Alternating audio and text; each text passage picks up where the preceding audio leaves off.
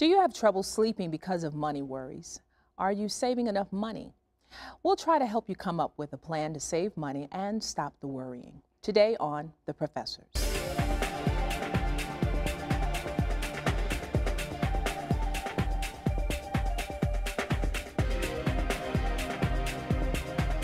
Hello, I am CM Winters Palacio. Basic budget financing is our focus today. A lot of us struggle with money. For instance, the average amount of debt carried by consumers today is about $47,000. Now that's down from a high of $53,000 in 2008, but we still have a long way to go. So how do we get a better handle on managing our money?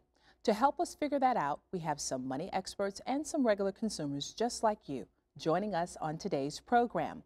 Welcome to Nick Panametrios, an attorney, dentist, and adjunct professor at Kennedy King College. Pamela Canamore, a professor of communications at Kennedy King College. Ted Williams, a professor of political science at Kennedy King College. And Duncan Sadler, a professor of economics at Wright College. All right, so here we go. A lot of people are living paycheck to paycheck. What's the problem? Well, problem is that it's a very simple, as Bill Clinton called it a few weeks ago, it's arithmetic. You mentioned in the opening that the average American has $47,000 worth of debt. The average American salary is $42,000 a year, and so, or just under that. And so it's a real simple math equation. We, as individuals, we spend more than we bring in. As a nation, we spend more than we bring in. And it's a really bad problem that really, I think, is unique to our culture. And it's something that we've got to get under control significantly. I'm sorry. It's okay. I think that it's people's inability to know their needs from their wants a lot of times. We're very, I don't know how to put it, TV watching society. And these commercials, you watch them and they sort of make you think you need something, and it's basically a want. Yeah, but it's we're not a definitely necessity. Consumer driven. Yeah, but but that's not people's fault. That's the capitalist system's fault that we live in. I mean, if you remember after 9/11, George Bush, one of the first things he said was, "Listen, I don't want everyone to stop buying things. Okay, make sure that whatever you do, don't stop buying because the economy will crash." And so, our country requires us, if you will, for us to survive, for us to constantly be in consumer mode. And I think that, unfortunately, well, I guess this is a good thing about the recession. The recession dried up credit, and so what you see is that the average credit card debt now is actually falling faster than it has in the last 50 years, at any point in the last 50 years. So on the one hand, I think we have less debt than we had maybe, some years ago. But Americans as a whole, we are just sort of a debt-driven nation. And our economy, I think, depends on us spending a lot of money. And consumer confidence also. Yeah. I'm not opposed to the spending or what you're saying, but I think what Nick was alluding to and what I wanted to share is the fact that people are not thinking long-term. You shouldn't live paycheck to paycheck. You want to make sure you take care of your needs. And those wants, you save for those. I just think in terms of our students, sometimes they have the wrong focus. Sometimes our young ladies, their hair is done, their nails are done, but they don't want to buy a textbook. And so where are your priorities? And that's my concern. Yeah. So, Duncan, how do you compel people to save something if they're just living paycheck to paycheck? Well, I think the first step is just to recognize where your money's going. And typically what I'll tell folks is just take 30 days or 60 days and just write down or log it in your computer where you're spending your money. And it'll be amazing if you do that, just to see where your money's going. And I think it'll open a lot of people's eyes. Sure. I think you need to assess your fixed overhead and then your variable overhead costs. Okay, now you break those terms down. Well, fixed overhead costs being those things, those bills that you have to pay every month regardless. And then the variable overhead costs are those that you can adjust. Like you shut off your lights at the house, not buy something. And setting a goal, I think I read somewhere where if you write down your goal, that 80% of the time you'll achieve it, assuming that it's doable. Yeah. So I think people need to plan better, come up with goals that are doable, and then follow them, follow through with them. I agree with you on the cost issue. You know, oftentimes we look at this sort of income debt ratio. We're always looking at income and how do we, you know, increase our income. But in reality, you know, there are a lot of areas in which we can cut costs. I can speak from personal experience, you know, and I know that as an American, you know, our level of sacrifice may not be, you know, catastrophic, if you will, or very painful compared to the rest of the world, but I had to cut cable off, you know, recently. Smirking. Yeah, well, I mean, I'm laughing because, you know, that was a big deal. You know, I like cable. It was such a dilemma. It was. And I mean, I'm saying that sounds crazy. Food. But, you know, but as an American, hey, you know, that tends to be one of the sacrifices that we make. And I don't mean to minimize this, but there are a lot of other lifestyle choices that we can make in order to do that. But the other thing I want to say real briefly on this is that it's not just an issue of spending that is the question that we're dealing with. The second largest amount of debt in the United States, individual debt, is actually student loans. Oh, say it. And so it's not just where, you know, I don't want to kind of make this sort of conversation of the irresponsible American, and really a lot of people are just struggling to make it, period. And not because they want all these fancy things, but they want to go to school and they want to have a home, and that's a very difficult thing. And I'm glad you raised that point, because a lot of times when we hear about these certain items that go on sale and people are standing in line to pay $300 for a pair of shoes, or we see people standing in line that want to pay $400 or $500 for a new game system, it always seems as if that is the hyper demonstration of the most. It's always presented as the hyper illustration of the most irresponsible way to spend your money. True enough, if I'm trying to make ends meet, you know, standing in line for a $300 pair of shoes just does not seem like a right decision from the outside looking in. But I'll be honest with you. I mean, Nick, you're a working family man. Ted, so are you. You know, my single counterparts as well. That's not us. We're not standing in line trying to pay $300. No.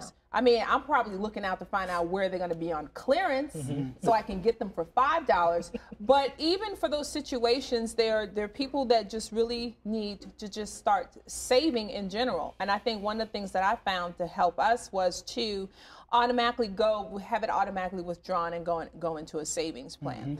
But I've taken my instruction one step further. It's because it goes into an account that you physically have to go and withdraw.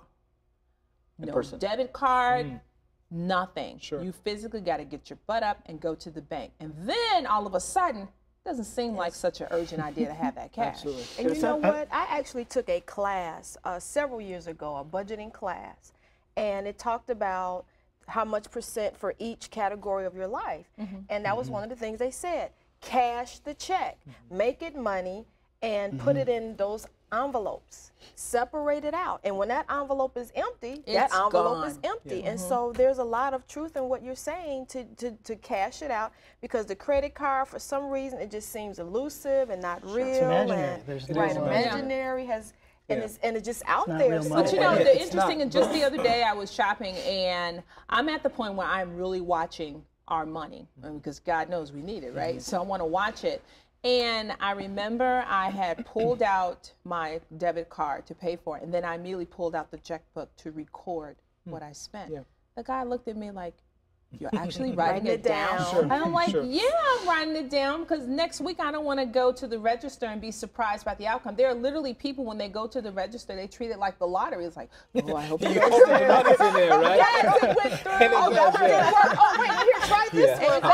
Exactly. But credit card companies are notorious for high interest rates, that change after, you know, people sign up for the credit cards. And I was reading recently that of the banking industry, the credit card arm of the banking industry is the most profitable area of banking. So because they get a lot of people who do not know what they're doing.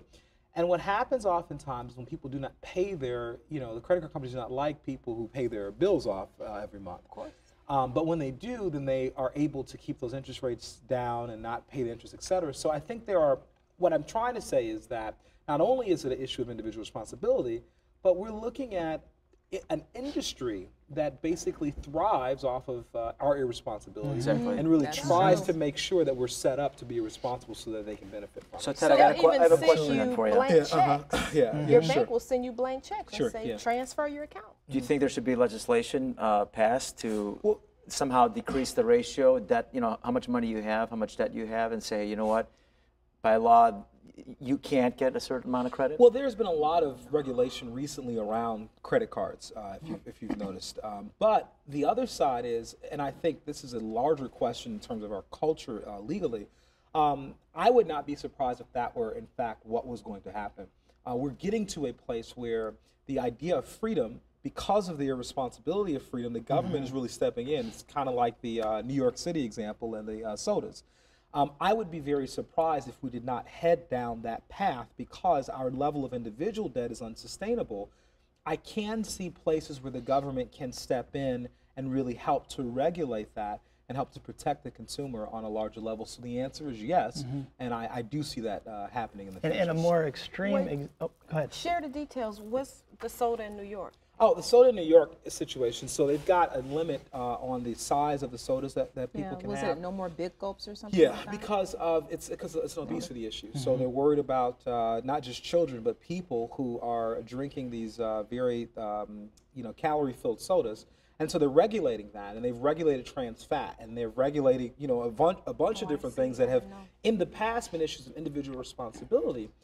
I'm a firm believer that individual responsibility is a nice idea, and yes, we have to promote it, but in the real world, there are roles that the government can play to help protect us, I think sometimes even from ourselves. Right. But Duncan, speak to that, the whole regulation. Well, I was going How to much say, is too much? Well, I mean, that's a battle we've been fighting for centuries and will continue to fight. We're going to win it right now. But another extreme example of that would be, right now the government taxes our income, right? And taxes are a disincentive. So that's a disincentive to earn more. So if we shift that tax to a consumption tax, taxing people on what they purchase, that would be a disincentive to consume. Well, But then no, that they would have upped very taxes extreme on example. Cigarettes. They tax cigarettes. They tax not working. alcohol. Not working. And some people, when the taxes went up on the cigarettes, they stopped smoking.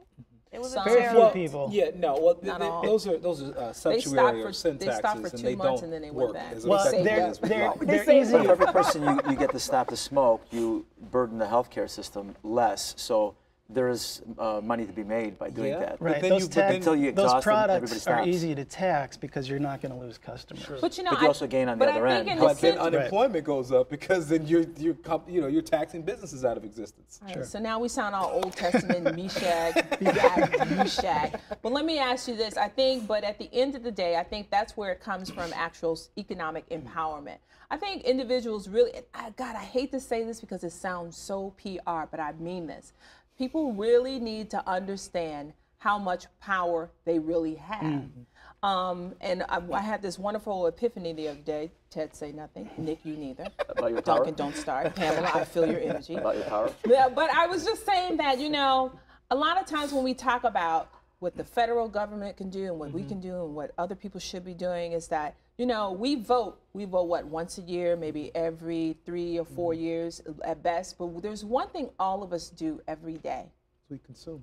We spend money. Yes. And people really need to be conscious of where they throw their dollars. It's kind of like, I understand what you're saying when you talk about it's this that begets this, that feeds into this. It's very multidimensional. But a lot of times we are actually feeding and funding the very systems that oppress us. A perfect So example. why do we keep Absolutely. giving? It's kind of like, I think one of the things we need to do too is this is one subject that we have a very hard time talking with our neighbors about. And so there's no light shown on that subject. So I think if you find somebody you trust and just tell them, I'm struggling in this area. Can I be open and honest with you about it? And that takes a lot of the fear, the anxiety out of it. so you think that people should talk more out loud about Absolutely. what am I doing? What am I doing wrong? I think that's a very, as you say that, I'm like, that sounds great. But then in reality, once again, it's like, man, that's a very touchy area to start sharing your But that's the personal thing, though. finances Maybe with people. maybe we should depersonalize. I mean, we show everything else on TV. So why not What have stations those? you watch, yeah, maybe not. He doesn't have Well, I cable don't have anymore. cable. So Okay, I don't either. Well, I have some cable, but not. CM, how about teaching it in schools as part of the program? I don't know that any curriculum has heavy emphasis on kids setting goals, understanding those what I was talking about, overhead, income, needs, wants, But goal now- setting, how to keep track, how to stay on track Yeah, with but your see goals. now, but I'm be honest with you, because now we're going to sound like our parents. Ready? Because when I was in high school, you God. took a home ec class that showed you how to balance a checkbook, but then we reformed our education, and those things were removed. And it's kind of like when they're having these special Senate hearings about, oh Lord, how did things get so bad? I'm like, dude, do you not remember when you took Money out of this when you pot. took that money out of the program to You put it over defund this, here. and so why are you so surprised by the outcome? My thing is that I think people are going to be who they want to be, and they're going to do what they want to do. As long as there's a sucker out there, someone's going to make some money. I'm saying that as individuals, we need to just be very conscious of how we spend our money. Yeah, it's but- your power. Right, but CM, I have to say this. And though. save. You're right, but I have to say this so that we don't oversimplify the issue of consumption. Right. Dr. King said that you cannot regulate morality, you cannot legislate morality, but you can regulate behavior. And we see in industries like the smoking industry, for instance, that the government crackdown on smoking really reduced the number of people buying cigarettes. So the government and civil society can play a role in what we purchase. When you look at this question of, whether we're buying from the same companies that we're upset about, people, they get all upset about, all the jobs going overseas, but then we all go buy foreign cars. It's like, well, duh, what do you expect? You're right, touche. Education can play a significant role in preparing us to be conscious consumers, and I think that because 70% of American kids go through the public school system, it is a perfect place, I agree with Nick, for this kind of curriculum, kind of education to be. It's very important.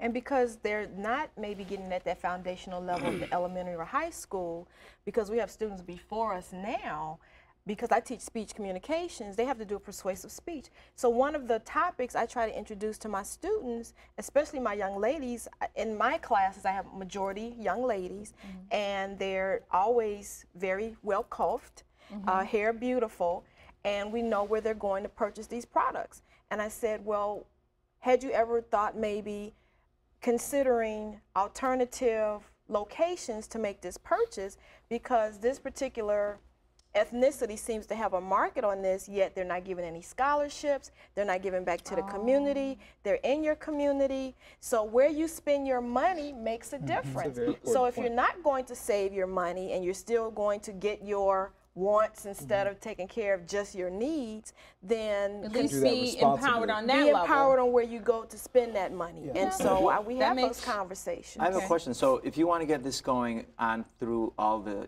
from K through, say, the university level, how do you incorporate it? Yeah, here at City College of Chicago and throughout the nation, there's this whole first year experience wave.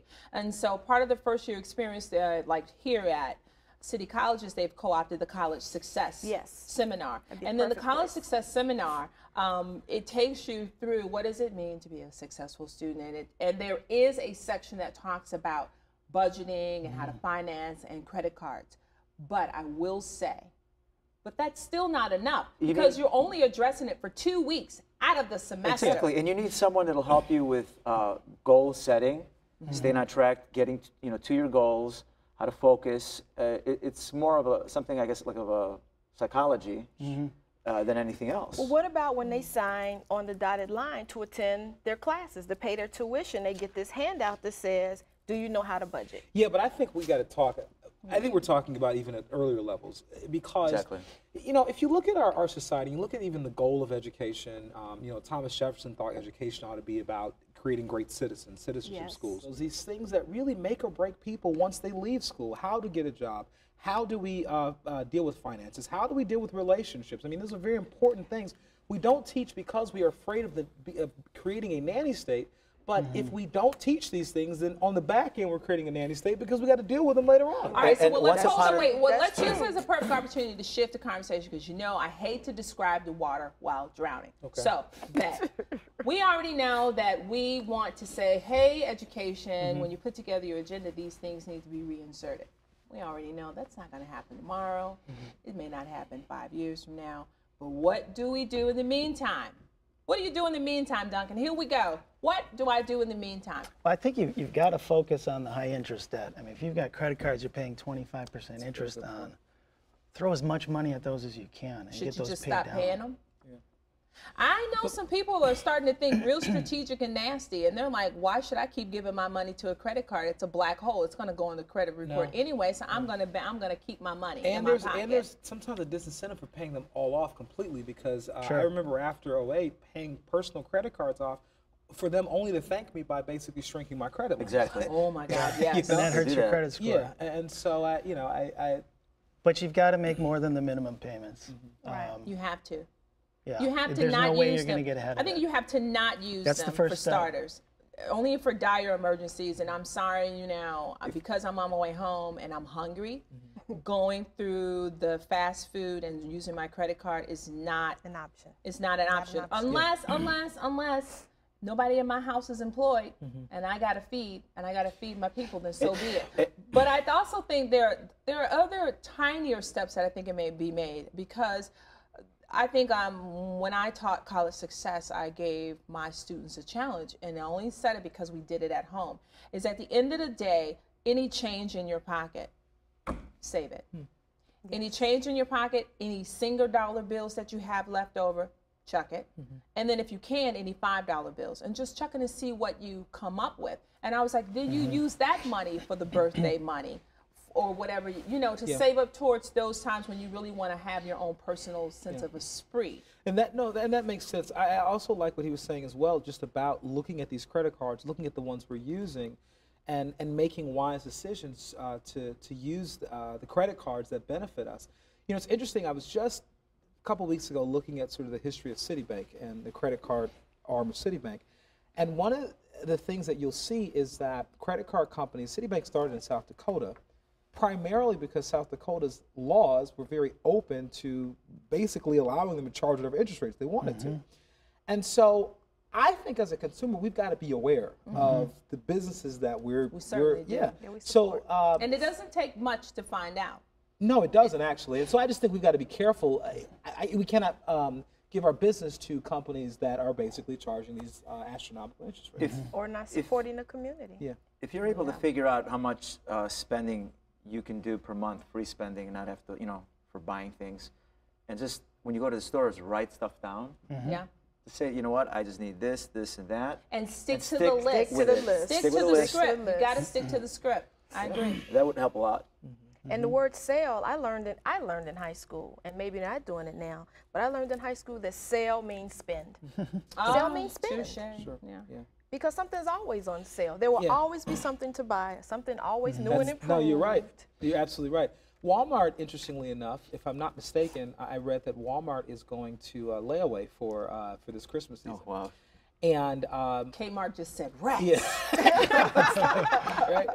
But that whole delayed gratification thing that as Americans, we have a hard time doing. We have the largest amount of credit card debt in the world, and we don't like delayed gratification. But when you look at that, it reminds me of the olden days. When my parents and grandparents used to pay on things for months before they bought them.